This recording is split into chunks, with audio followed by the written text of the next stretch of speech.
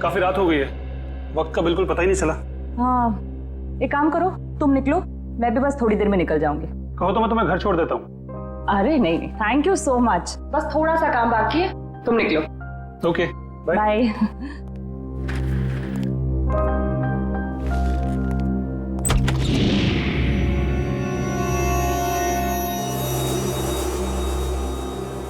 ठीक है। क्या है ये वैभव? ये कोई दरवाजे पे एनवलप छोड़ के गया है। बाहर इतनी रात को? ठीक है, तुम निकलो, मैं देखती हूँ। Okay, bye. बाय। इसमें कुछ लिखा भी नहीं है।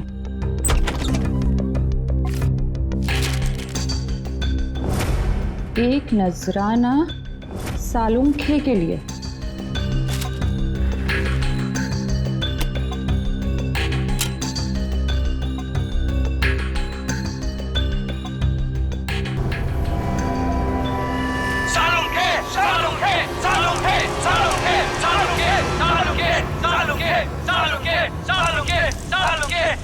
सबका सालुंखे सर के साथ क्या लेना देना है?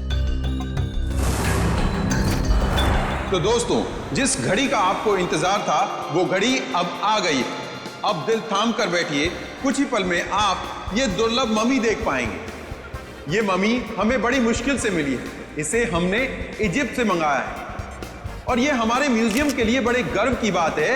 ये दुर्लभ मम्मी सिर्फ और सिर्फ यहाँ है और इस दुर्लभ मम्मी को यहां तक पहुंचाने का सारा श्रेय जाता है मिस्टर हबीब को, जिन्होंने इस 2000 साल पुरानी मम्मी को हमारे म्यूजियम तक पहुंचाया है।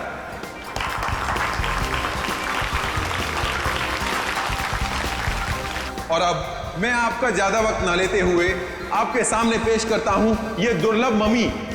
लेडीज एंड जेंटलमैन, आपके सामने पेश है कायरो की शान, तलातत है इस मम्मी का नाम।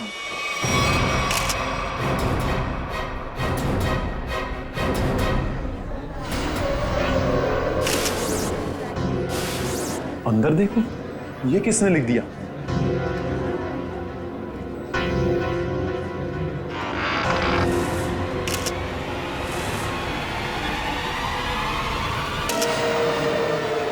अरे कौन? ये क्या है? लाफा माता ये ले आशरे आशरे। रीढ़ की हड्डी के साथ सिर्फ ये खोपड़ी जुड़ी हुई है, कंकाल का बाकी का हिस्सा तो गायब है। सर कोई ऐसा क्यों करेगा? कहीं ऐसा तो नहीं कि वो हम सबको कुछ बताना चाहता है? हो सकता है, इसलिए इस मम्मी के एग्जीबिशन से पहले उसने इस हड्डियों के ढांचे को यहाँ पे लाके रख दिया। पर सर, इतनी कड़ी सुरक्षा होने के बावजूद खूनी ने ये सब किया कैसे होगा? हाँ श्रेया, ये बात तो है और इसका जवाब यही मिलेगा। पंकज, ये ब्लड सैंपल्स उठा लो। माहता तकलीफी फकलीचा। आप चिंता मत कीजिए, ये सब सीआईडी के ऑफिसर्स हैं, ये सब पता लगा लेंगे। क्या मुसीबत है यार ये। मिस्टर विजय सर, इस मम्मी को कपड़ा ढकने से पहले आखिरी बार कब चेक किया था इसे? सर कल रात करीब 10 बजे, तब तक सब कुछ ठीक ठाक था। मतलब 10 बजे के बाद कोई अंदर घुसा और उसने ये सब किया? सर इस हॉल में 3 कैमरा लगे, जिसने भी ये सब किया है वो इन कैमरों में जरूर कैप्चर हुआ होगा। मिस्टर विजय, इन तीनों कैमरेज की फुटेज चाहिए हमें। ठीक है sir. Varun sir. CCTV footage देखने का इंतजाम करो। ओके। आप चिंता मत कीजिए, आपकी मम्मी को कुछ नहीं होगा और अब ये हमारी जिम्मेदारी है। और वैसे भी अब सीआईडी वाले आ चुके हैं, वो सब संभाल लेंगे। कितना टाइम लगेगा? और सर वो आ गया। सर फुटेज तैयार है। सबको दिखाओ।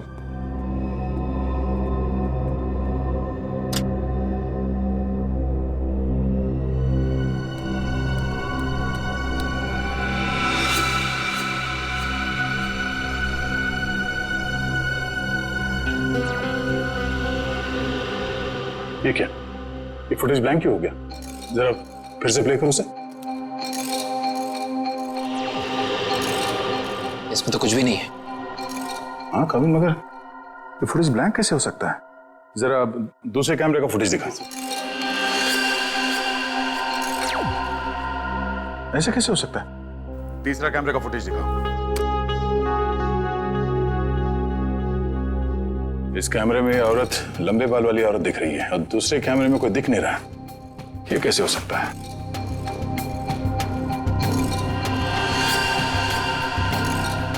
एक कैमरे में दिखी और दूसरे में गायब, कैसे हो सकता है?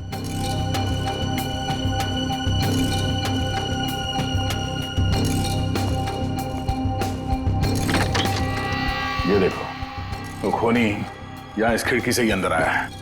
सर अगर ये खूनी इस खिड़की से अंदर आया है और एक कैमरे में कैप्चर हुआ है, बाकी दोनों कैमरों में कैप्चर क्यों नहीं हुआ? वो इसलिए काविन, क्योंकि शायद ये खिड़की इस कैमरा के रेंज से बाहर है। वो यहां से अंदर आने के बाद वो इस तरफ गया होगा, छुप के निकला और इस कैमरे के नीचे से होते हुए वो आगे बढ़ा और यहां से आगे जाने के बाद उसने इस कैमरे को लेजर लाइट से ब्लाइंड कर दिया और यहां से आगे गया और उस हड्डियों के ढांचे को यहां इस कैमरे से नीचे लेके और फिर शायद वो लेजर उसने इस कैमरे पे मारा और फिर उस हड्डियों के ढांचे को यहां पे रख के चला गया, मगर जाते वक्त वहां उस कैमरे में वो कैद हो गया। सर इसका मतलब जिसने भी ये किया है वो अच्छी तरीके से जानता था कि इन कैमरों में कैद कैसे नहीं होना है। इसका मतलब वो जो कोई भी है उसे इस म्यूजियम की अच्छी जानकारी थी। सर यानी कि ये सारा काम किसी अंदर वाले का है, यहाँ किसी काम करने वाले का। हाँ श्रेया, ये काम यहाँ के किसी कर्मचारी का ही है। सर वो खिड़की देखने में काफी छोटी लगती है, मतलब जो भी अंदर आया है वो ज्यादा कद का नहीं होगा, 5 फीट के आसपास। और सर वो आदमी बहुत पतला दुबला होगा।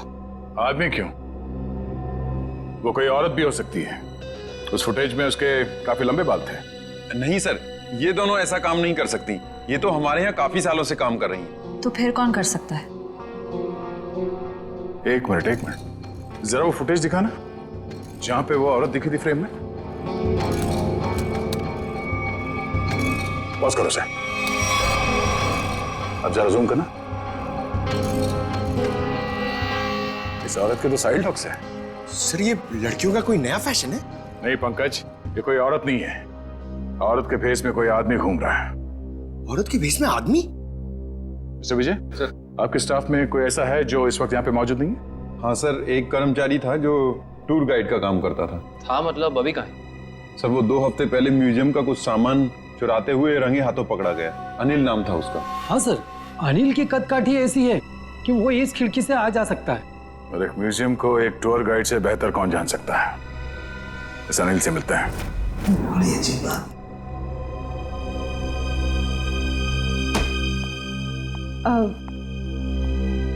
सर कल रात को ना एक अजीब डीवीडी आई है आपके नाम से लैब में। डीवीडी? हाँ सर, ये देखिए सर। एक नजराना सालुखे के लिए। सर इसमें ना एक जलती हुई गाड़ी दिखाई है, कुछ लोग अपना मुंह छुपाए खड़े हैं और वही लोग आपके नाम के नारे लगा रहे हैं सर। तारिका, ये सब उलझाने के वाला मामला है, कोई हमें भटकाना चाहता अपने काम से। रखो ये डीवीडी वहां पर रखो, काम पे ध्यान दो। कमा देखो इस डीवीडी को उधर, और इधर आओ।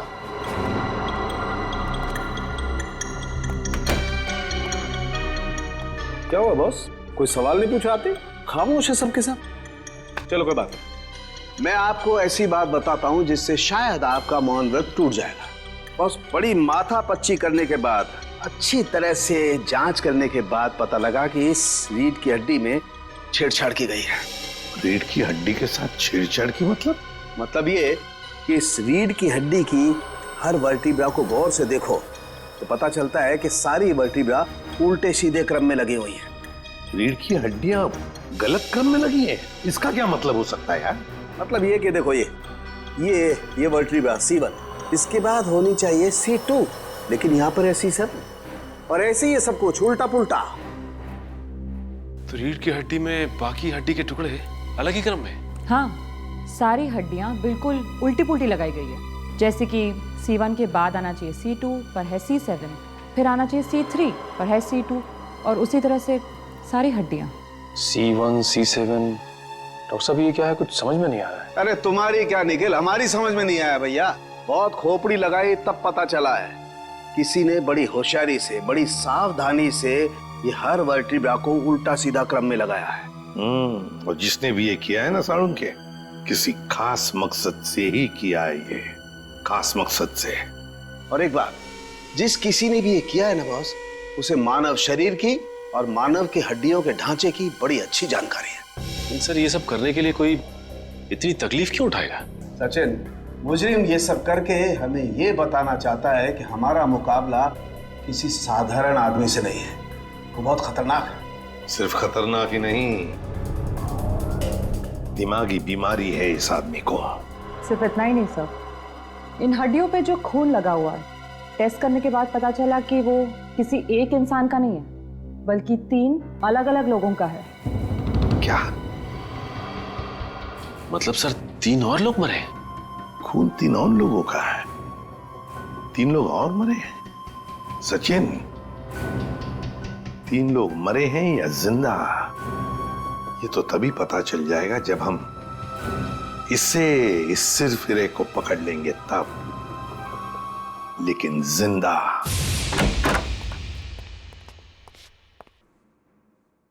ऐसा लगता है कमरे में कोई भी नहीं है। चांद मारो, देखो क्या मिलता है।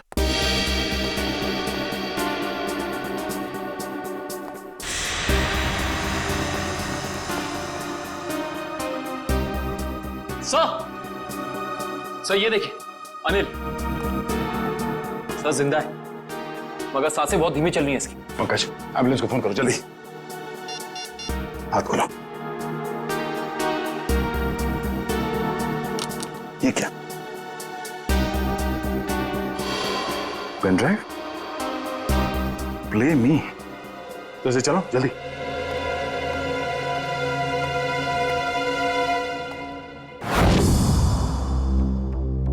सालुंखे, मैं जानता हूं कि मेरा यह संदेशा तुम तक जरूर पहुंचेगा। मैंने सुना है कि तुम दुनिया के एक प्रसिद्ध फॉरेंसिक विशेषज्ञ हो और मुश्किल से मुश्किल केस को चुटकी बजाते ही हल कर लेते हो। मैं ऐसा नहीं मानता। मेरी नजरों में तुम सिर्फ एक आम इंसान हो और अब मैं आ गया हूं और बहुत जल्द दुनिया के सामने तुम्हारी असलियत ला कर रख दूंगा। सालुंखे, मैंने 3 आदमियों को बंदी बनाकर रखा है। अब उनकी जिंदगी तुम्हारे हाथों में है। तुम चाहो तो उन्हें बचा सकते हो। तुम्हारे पास जो रीढ़ की हड्डी है उसके जरिए उन तक पहुंच सकते हो, लेकिन तुम्हारे पास सिर्फ और सिर्फ 6 घंटे हैं। तो दिखाओ अपनी काबिलियत, और अगर तुम उन 3 लोगों को नहीं बचा सके तो उनकी मौत की जिम्मेदार होगे तुम, और तुम्हारा समय शुरू होता है अब।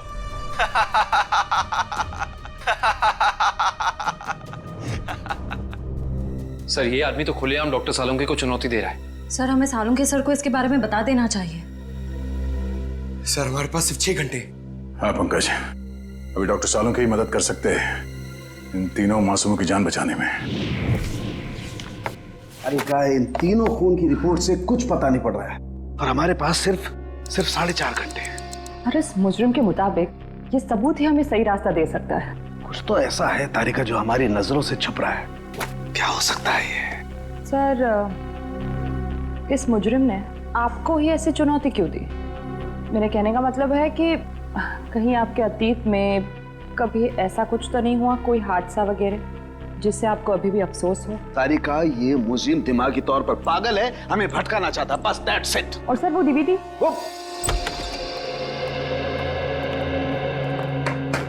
क्या हुआ सामने, क्या पता चला? बॉस, हमारे पास सिर्फ 4.5 घंटे, वक्त गुजरता जा रहा है और मुझे अभी तक कुछ पता नहीं चला है। यार वही मैं तुझे कहने आया हूं कि जल्दी बता। बस मुझे लगता है इस रीढ़ की हड्डी में कोई कोड है। मुझे एक वर्टिब्रा फिर से चेक करनी पड़ेगी बस। इस वर्टिब्रा में कुछ गड़बड़ है। क्या गड़बड़ सर?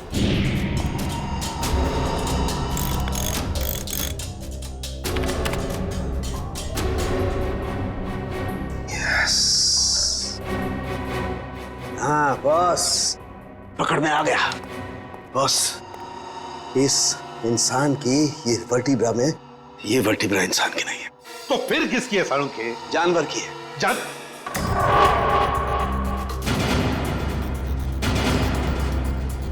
यार तू क्या कह रहा है? बॉस, थोड़े से टेस्ट और करने पड़ेंगे, लेकिन एक बात कंफर्म है, ये वर्टिब्रा किसी जानवर की, और जानवर में भी ये वर्टिब्रा कुत्ते की है, कुत्ते की। कुत्ते का वर्टिब्रा है? हाँ बॉस। इंसान की रीढ़ की हड्डी में कुत्ते की? सर ये कैसे हो सकता है सर? निखिल, पूरी हड्डी नहीं, सारी वर्टिब्राज में से सिर्फ एक ये वर्टिब्रा कुत्ते की है जो इसमें बदल दी गई है, ताकि हमें लगे ही नहीं कि ये किसी कुत्ते की हड्डी है। लेकिन सर रीढ़ की हड्डियों को उल्टे सीधे तरीके से जोड़ने की वजह क्या हो सकती है? शायद हमें भटकाने के लिए बस। हाँ, ये हमें उलझाने की कोशिश कर रहा है, बड़ा चालाक है ये। वो चाहता है कि हम ये C1, C2, C3, C4, C5 इन वर्टेब्रेज में फंसे रहे हैं और हमारा ध्यान इस कुत्ते की रीढ़ की हड्डी पर न जाए। एक बात और बॉस, क्या? इस हड्डी को देख करके लगता है कि ये हड्डी किसी बड़ी नस्ल के कुत्ते की हड्डी है। बड़े नस्ल के कुत्ते की रीढ़ की हड्डी? तो फिर सचिन पता लगाना पड़ेगा ऐसे कौन कौन से डॉग ब्रीडर्स हैं जो बड़े नस्ल के कुत्ते ब्रीड करते हैं और किन किन लोगों ने कुत्ते पाले हैं। पता चल गया? Okay, thank you sir. क्या कहा सर? सर कुत्ते की नस्ल का पता लगा लिया उन्होंने। ये वैल्यून नस्ल का कुत्ता है सर। वैल्यून नस्ल का कुत्ता? हाँ सर, माफ कीजिएगा आप लोगों को इंतजार करना पड़ा। बताइए मैं आपके लिए क्या कर सकता हूँ? हमें कोई परेशानी नहीं हुई, आप सिर्फ इतना मुझे बताइए कि क्या आप वैल्यून नस्ल के कुत्ते बेचते हैं? हाँ सर, ये बड़े दुर्लभ और बड़े आकार का कुत्ता है। हम इसे बाहर से मंगवाते हैं अपने कुछ खास ग्राहकों के लिए। तब तो ये आसानी से बता सकते हैं आपके इस नस्ल के अब तक कितने कुत्ते बेचे आप? हाँ सर,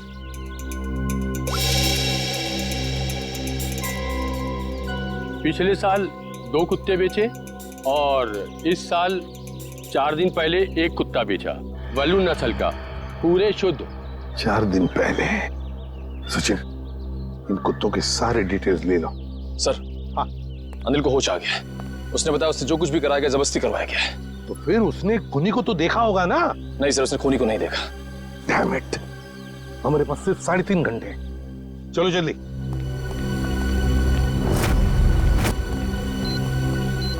सर हमने 2 घर तो चेक कर लिए, उनके कुत्ते तो सही सलामत हैं। हाँ निखिल, अब इस घर का कुत्ता देखते हैं, शायद यहीं से कुछ पता चल जाएगा। जी, किससे मिलना है? जी हम लोग CID से। आपके पास वैल्यून नस्ल का कुत्ता है ना? जी हाँ। हम उसे देखना चाहते हैं। अंदर आइए। रेक्स ने कुछ किया है क्या? अरे नहीं नहीं, आपके कुत्ते ने कुछ नहीं किया है, बस हम उसे देखना चाहते हैं। जरा बुलाइए ना आपके रेक्स को। सर वो क्या है कि हमारा नौकर उसको घुमाने के लिए लेकर गया है, बस अभी आता ही होगा। सर बैठिए ना प्लीज। नहीं नहीं, थैंक यू। सर इसका मतलब ये कुत्ता भी बिल्कुल ठीक ठाक है?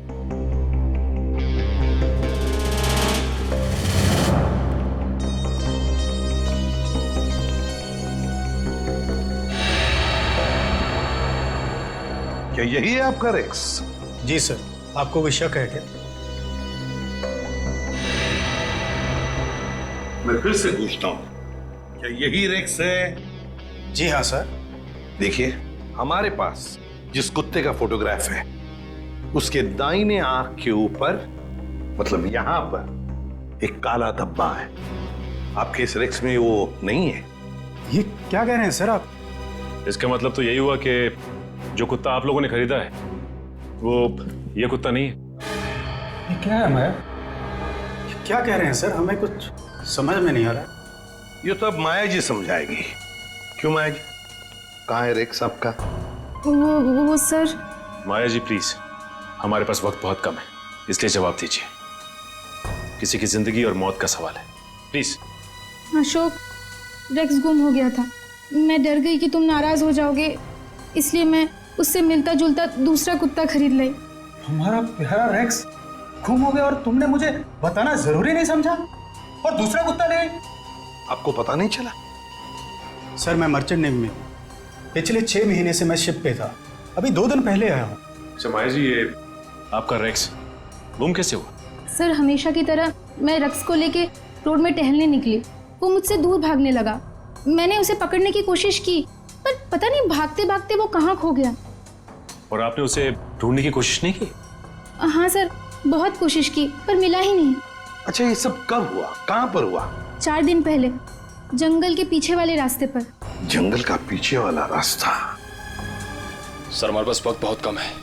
सर जंगल काफी बड़ा और रैश को ढूंढना थोड़ा मुश्किल है सर। रेडियो और पंकज को लगा दो काम पर, फोन करो उसे। Thank you very much.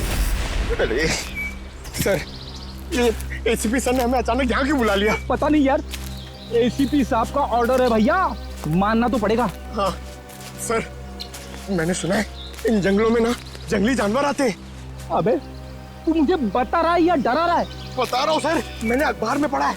एक बार एक आदमी इन जंगलों में कहीं घूम गया था, चीता ने पीछे से उसके ऊपर झपट्टा मारा और उसे कच्चा चबा दिया।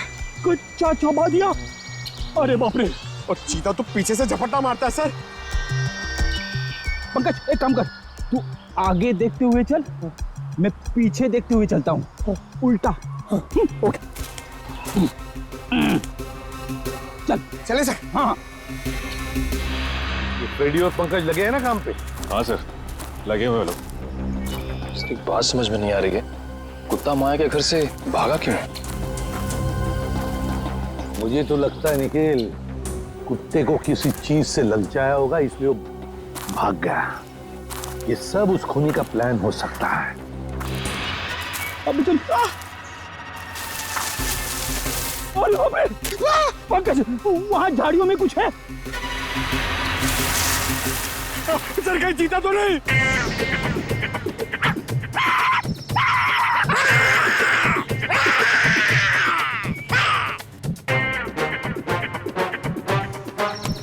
भाग गया सर, चीता भाग गया।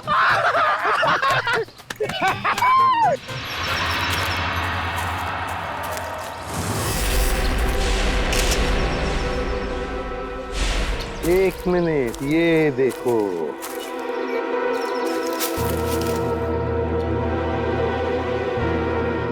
हड्डियां, जरूर इसी से ललचाया होगा कुत्ते को। शाबाश पंकज, शाबाश। तुमने मुझसे कुछ नहीं सीखा। नहीं, मगर एक बात जरूर सीख ली, बहादुरी की। बहादुरी? सर मैंने तो आपकी बहादुरी कभी नहीं देखी। अबे मैं बहादुर था मैं, शादी से पहले, मगर शादी के बाद तो। सर एक चीता कहीं फिर से तो नहीं आ गया? अरे बाप रे, अब क्या करें? आपको पेड़ पे चढ़ना आता है? नहीं पंकज, भाग भाग भाग भाग, भाग।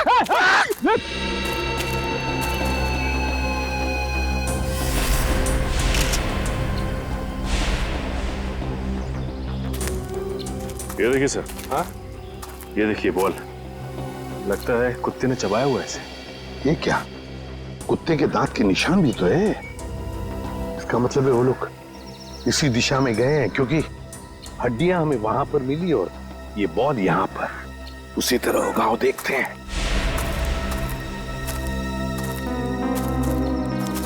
ये क्या, जंगल का रास्ता तो यहीं पर खत्म हो गया। क्या करें?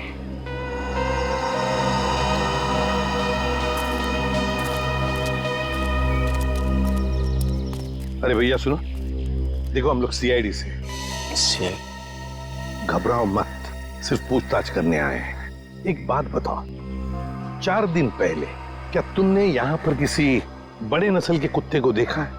सफेद रंग का कुत्ता, उसके शरीर पर काले काले धब्बे थे, बड़ा खूबसूरत सा कुत्ता था। ये कुत्ता क्या सब, यहाँ तो दिन में बहुत सारे कुत्ते घूमते हैं। अरे भाई साहब, आपको बताया ना कि बड़ी नस्ल का कुत्ता, वो कोई आम कुत्ता नहीं था। अच्छा अच्छा, वो जिसे लोग गाड़ियों में लेकर घूमते हैं? हाँ, ऐसा कुत्ता तो देखा नहीं, लेकिन 4 दिन हो गए मैं अंदर खाना खा रहा था और एक कुत्ता जोर जोर से भौंक रहा था। तो मैं खाना छोड़कर बाहर आया, कुत्ता तो नहीं था, लेकिन एक सफेद कलर की वैन तेजी से निकल गई। शायद वो कुत्ता उसमें हो। सफेद कलर की वैन? अच्छा, वैसे तो तुम लोगों को आदत सी होती है ना किसी भी गाड़ी का नंबर, गाड़ी का मेक याद रखने की। तो हो सकता है उस गाड़ी का भी नंबर याद हो तुम्हें। हाँ साहब, वैन का नंबर था STU 3339। STU 3339। Thank you Sachin, इस वैन का पता लगाओ। सफेद कलर की वैन, STU 3339। बस हो गया नाटक, हाथ ऊपर। चुपचाप अपने आप को हमारे हवाले कर दो। हाथ ऊपर।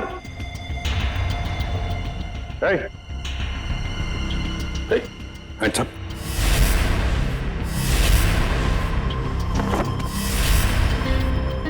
डमी, सर ये खूनी हमारे साथ अजीब खेल खेल रहा है। हाँ समझ।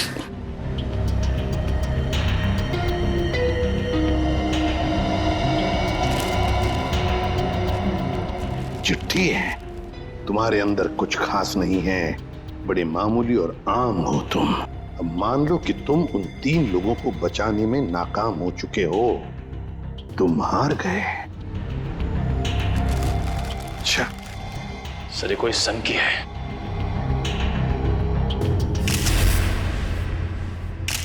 ये देखिए सर, इसके हाथ में ये फूल, लगता है कुछ बताना चाहता था हमको। हाँ ये हमें कुछ बताना चाहता है, कुछ ऐसी चीज जो साळुंखे को भी दिख नहीं रही है। साळुंखे तो अब तक वहां पहुंचा ही नहीं। पता लगाना पड़ेगा है क्या ये सुराग जो अभी भी धुंधला सा है। यार साळुंखे सिर्फ 40 मिनट बचे हैं, जो भी करना है जल्दी कर। हाँ बॉस आई नो, ये रीढ़ की हड्डी की गुत्थी तो सुलझा ली, लेकिन उसके आगे कुछ समझ में नहीं आ रहा है। सर जरूर हमारी नजरों से कुछ ना कुछ तो छूट रहा है। आई नो तारिका कुछ छूट रहा है, लेकिन क्या छूट रहा है वो तो समझ में आए। एक तारिका ये स्कल पकड़ो जरा।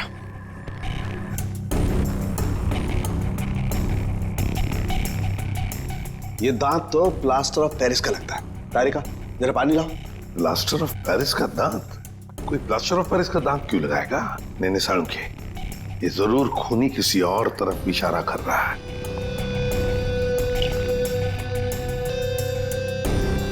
अच्छा साळुंखे साहब, ये आपके प्रोफेशन में ये प्लास्टर ऑफ पेरिस कहाँ इस्तेमाल होता है?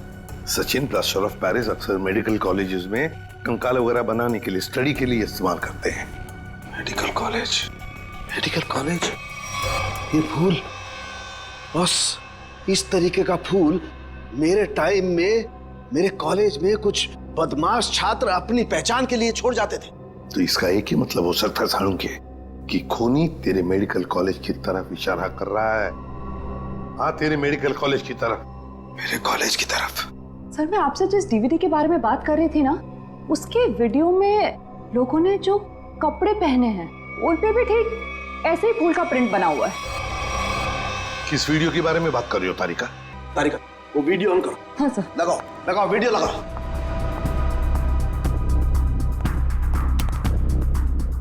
प्ले करो प्ले करो। सर क्या बात है, सच में आज ये कर दिखाएगा। अरे बॉस ये तो मेरे कॉलेज का ग्राउंड है। चलो। गाड़ी उड़ा दी गई है। साळुंखे साळुंखे साळुंखे साळुंखे साळुंखे साळुंखे साळुंखे साळुंखे साळुंखे साळुंखे। और वहां पर जितने भी लोग हैं सब तेरा ही नाम ले रहे हैं। साळुंखे साळुंखे साळुंखे। फिर इस वीडियो के बारे में पहले क्यों नहीं बताया तूने हमें? ये क्या चक्कर है साळुंखे? बॉस कॉलेज में एक घटना के दौरान डीन की कार जला दी गई थी, लेकिन इसमें मेरा कोई लेना देना नहीं है। ऐसा तू कहता है ना साळुंखे, लेकिन खूनी सोचता है कि तेरा ही हाथ है इसके पीछे, इसलिए वो तेरे पीछे पड़ा है। नहीं साळुंखे, तेरा कुछ ना कुछ तो संबंध जरूर है इस केस से। गॉड, प्लास्टर ऑफ पेरिस का दांत लगाना, उस डमी के पास उस फूल का छोड़ जाना। My God. बॉस बॉस ये मुझे अपने कॉलेज की तरफ बुला रहा है। मतलब सर इन तीनों विक्टिम्स को भी इसी कॉलेज में रखा गया होगा? हाँ, सिर्फ 30 मिनट बाकी है, तेरे मेडिकल कॉलेज में जाना होगा।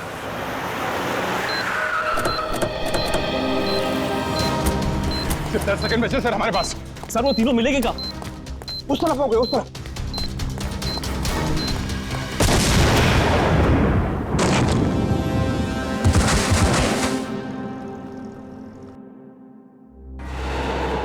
अभिषेक,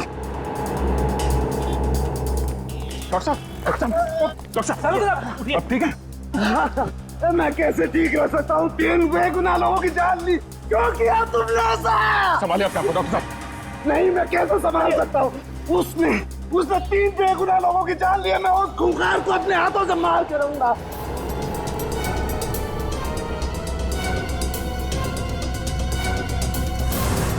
साळुंखे, वक्त बहुत कम है हमारे पास। 3 लोगों की जानें चली गई इस आदमी की वजह से, और तू ऐसे हताश बैठा। तो क्या करूं बॉस, ये मेरी गलती थी। मेरी वजह से 3 मासूमों की जान गई और मैं कुछ नहीं कर पाया। बस मैं फेल हो गया। यार तेरी वजह से जान नहीं गई है, तूने जो भी करना था सब कर लिया। अगर वक्त पर काम नहीं आया तो क्या किया बॉस? मुझे पहले क्यों नहीं समझ में आया? वो फूल, वो पीओपी का दांत, वो डीवीडी, पहले क्यों नहीं समझा ये इशारा आया? सर आप अपने आप को क्यों दोषी मान रहे हैं? जो भी हुआ उसमें आपकी क्या गलती थी? मेरी क्या गलती? बॉस क्या फायदा मेरे एक्सपीरियंस का, मेरे अनुभव का? क्या फायदा जब मासूमों की जान मेरी आंखों के सामने चली जाए? क्या फायदा? क्या बात करता है तू सालुंखे? अरे सालुंखे उस इंसान का नाम है जो कभी हारना नहीं जानता। जहां पर कुछ भी नहीं है उसमें से कुछ ना कुछ तो ढूंढता ही है। हाँ सर, जब उम्मीद की एक भी किरण दिखाई नहीं देती उस वक्त भी आप ऐसा कुछ ढूंढ निकालते हैं कि हम लोग आसानी से केस सॉल्व कर लेते, मुजरिमों को पकड़ लेते। Yes, eureka! जहर बॉडी में आया था दांत से। लेकिन सचिन आज मुजरिम जीत गया। सीआईडी की ड्यूटी के दौरान जो कुछ भी हमने आपसे सीखा है, आपका जोश, आपका हौसला, सर आप कभी हार नहीं मान सकते। हाँ सर। देखता क्या है, सोचता क्या है? उठ, लग जा काम पे। बस मैं तुमसे वादा करता हूं, ये सालुखे तुमसे वादा करता है, मैं उस खूनी को छोड़ूंगा नहीं। मैं उससे उसके अंजाम तक पहुंचा करके रहूंगा बॉस। Yes yes. ये हुई ना बात। सालुंखे कभी हिम्मत नहीं हारता, आप देखना। यूं सुराग मिलेगा सालुंखे, यूं सुराग मिलेगा। मेरे साथ तुम लोगों का साथ है, सालुखे हार सकता नहीं। मैं जरूर उसे उसके अंजाम तक पहुंचा के रहूंगा।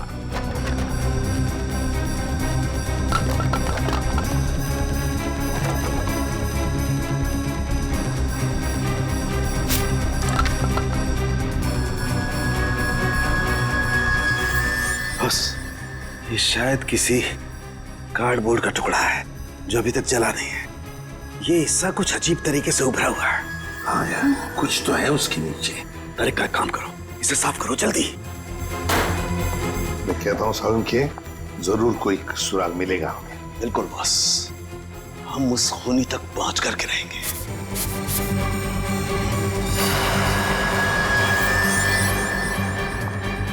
सर से देखिए, यहाँ पे कुछ लिखा हुआ है।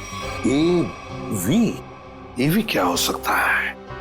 सर जेडी रोड पे एक कार्डबोर्ड बॉक्स की कंपनी है सर, जो पिछले 2 सालों से बंद है, और उस कंपनी का नाम है एवी एंटरप्राइजेस। तो इसका एक ही मतलब हो सकता है कि खूनी ने अपना ठिकाना बना दिया है उधर ही, एवी एंटरप्राइजेस में। काश अब वो जान पाता कि उसकी उल्टी गिनती शुरू हो गई है।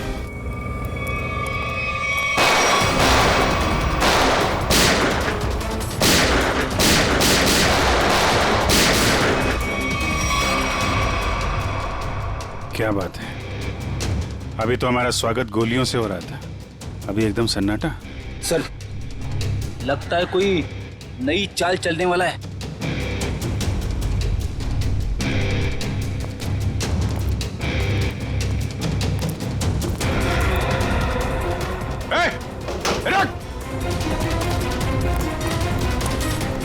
सर तुम लोग देखो उसको। कहाँ गए तुम्हारे बाकी साथी हैं? सर मैं शिखर हूँ, मेरे चचेरे भाई भूपेंद्र को किसी ने अगवा कर लिया है। वो निकल भागने में कामयाब भी हो जाता, मगर उसने फिर से उसे पकड़ लिया। सर इसका मतलब वो तीसरा विक्टिम अभी भी जिंदा है? एम्बुलेंस को फोन करो जल्दी। मेरे भाई भूपेंद्र ने मुझे मदद के लिए बुलाया था। हाँ। लेकिन मेरे आने से पहले उसने उसे फिर से पकड़ लिया। मैं आपको फोन ही करने वाला था, लेकिन गोली लग गई तुम्हें। प्लीज उसे बचा लो सर। निकल गए वहां से। कोई बात नहीं, तुमने उन लोगों को देखा था ना, उनको पहचानते हो? कुछ याद है उनके बारे में? सर मैंने खिड़की से उसकी एक झलक देखी थी। हाँ। उसका चेहरा झोपड़े के पास से जला हुआ था। चेहरा जला हुआ था?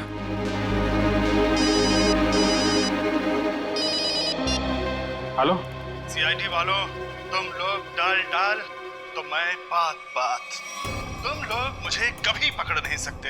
भूपेंद्र की मौत इतनी भयानक होगी कि उसका जिम्मेदार सिर्फ और सिर्फ सीआईडी होगी। देखो तुम लोग। हेलो हेलो, कौन था सर? खूनी अब हमें चुनौती दे रहा है। सर पता नहीं वो लोग भूपेंद्र को कहाँ ले गए होंगे। ये मामला सालुंखे साहब के अतीत और उनके कॉलेज के दिनों से जुड़ा हुआ है। तो हो सकता है ये जले चेहरे वाला आदमी उन्हीं में से कोई हो। उस समय के जितने भी स्टूडेंट थे सबके बारे में पता लगाना होगा। क्या 20 साल पहले सोया और 1 महीना पहले जग गया? Okay okay okay, thank you. क्या हुआ फ्रेडी? सर 20 साल पहले सालुके साहब के मेडिकल कॉलेज के डीन की कार जब उड़ाई गई तो उस धमाके में कुणाल नाम का एक छात्र घायल हो गया और कोमा में चला गया। वो जिस हॉस्पिटल में भर्ती था वहां से पता चला है कि वो अभी अभी 1 महीना पहले कोमा से बाहर आ चुका है। बॉम्ब धमाके में घायल हुआ था और जो खूनी है उसका चेहरा भी जला हुआ है। मुझे लगता है ये कुणाल ही खूनी है, अब बदले की आग में जल रहा है। सर हॉस्पिटल वालों ने कुणाल का पता SMS किया है। सर जरूर वो भूपेंद्र को वहीं लेकर गया होगा। ठीक है, उसके घर चलते हैं। क्या एड्रेस क्या?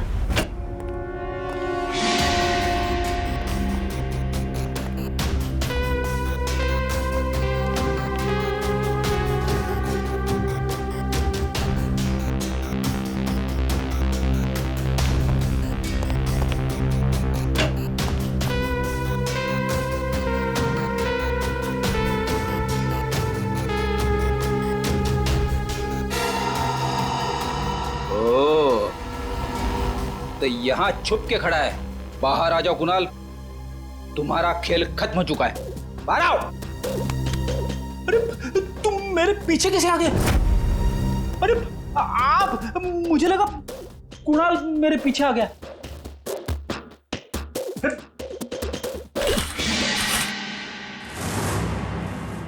सिर्फ जूते हैं, वहां चेक करो। इस कुणाल ने तो जूते खिलवा दिए मुझे।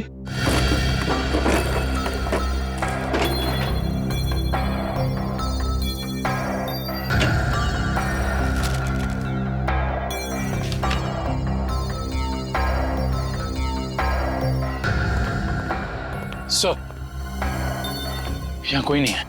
कोई बात नहीं, ये कुणाल की फाइल मिली है, देख रहा हो? सारे सर्टिफिकेट्स और ये एड्रेस देखा इसमें? दूसरा एड्रेस लिखा है यहाँ पे, 12 गोलकुंडा। कहीं भूपेंद्र को लेके यहाँ तो नहीं छुपा बैठा है?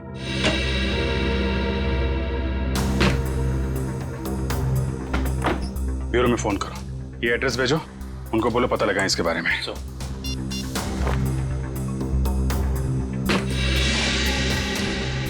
अरे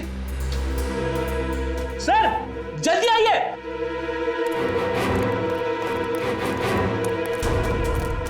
क्या वो फ्रेडी?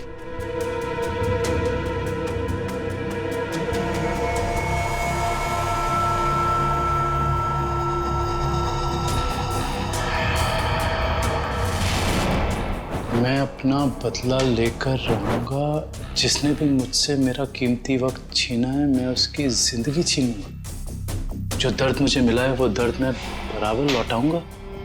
मैं तुम लोगों पर ऐसा दाग लगाऊंगा जिससे सिर्फ तुम्हारी मौत ही मिटा सकेगी। मुझे किसी भी कीमत पर अपना बदला पूरा करना है। काफी तैयारी कर रखी है इसने बदला लेने की। सर ये फोटो देखिए सर, इसमें सालुंके सर की भी फोटो। और सर उन 3 विक्टिम्स की भी फोटोज हैं। ये फोटो तो अभी हाल के ही लग रहे हैं। बिल्कुल सर, ये सारी फोटोज इस केस की जांच के दौरान ली गई हैं। ये तो माया के घर का फोटो है।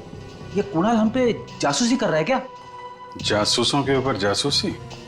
जहां जहां हम जा रहे हैं हमारा पीछा कर रहा है। इस बार आएगा, वापस नहीं जाएगा।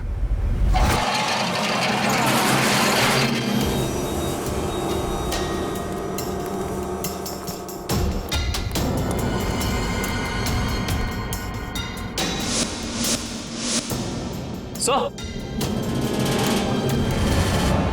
उस आदमी को बांध के रखा हुआ है। ये आदमी तो भूपेंद्र लगता है सर। भूपेंद्र तो बेहोश है। मैं खोल देता हूँ सर। नहीं, एक मिनट कविन, एक मिनट। अगर वो खूनी इस आदमी को मारना चाहता था तो बॉक्स फैक्ट्री में भी मार सकता था। इसे यहाँ पे लाके बांध के क्यों रखा है? ओह, मतलब ये हमें मारने के लिए चाल बिछाया उसने।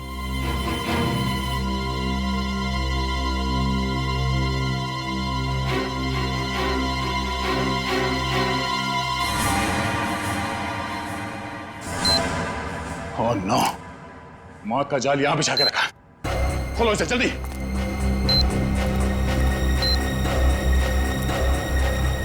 जल्दी खोलो इसे।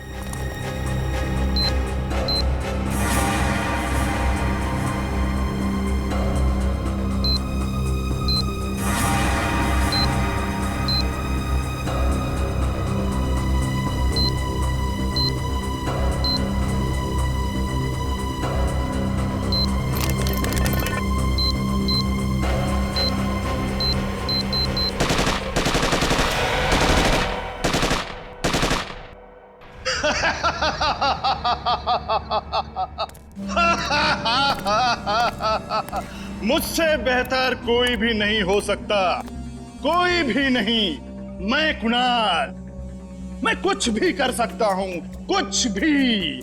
मैंने सीआईडी वालों को सुला दिया, मौत की नींद सुला दिया। अब दुनिया में इसके बाद कोई भी अमन और शांति का जिम्मा अपने कंधे पर नहीं उठाएगा। अभी एक को सबक सिखाना बाकी है। सालुंखे, अब तुम्हारी बारी है, तुम्हारी बारी है। अब तेरी बारी है कुणाल। तुम लोग जिंदा कैसे हो सकते हो? तेरे जैसी बीमारी सीआईडी का कुछ नहीं बिगाड़ सकती। सीआईडी मरती नहीं, मारती है तुम जैसे गुनहगारों को। क्या कह रहा था तू? डॉक्टर सालुंके को सबक सिखाएगा? हाँ, चल तुझे डॉक्टर सालुंके के पास पहुंचाते हैं।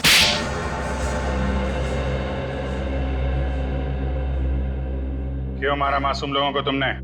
वो मासूम नहीं है, वो अपराधी है, मेरे अपराधी। मैं उन सब लोगों को मार देना चाहता था जिन्होंने मेरी जिंदगी बर्बाद करने में कोई कसर नहीं छोड़ी। मैंने क्या बिगाड़ा था तुम्हारा? मेरी जिंदगी बर्बाद करने में तुम्हारा बहुत बड़ा हाथ था सालुंके।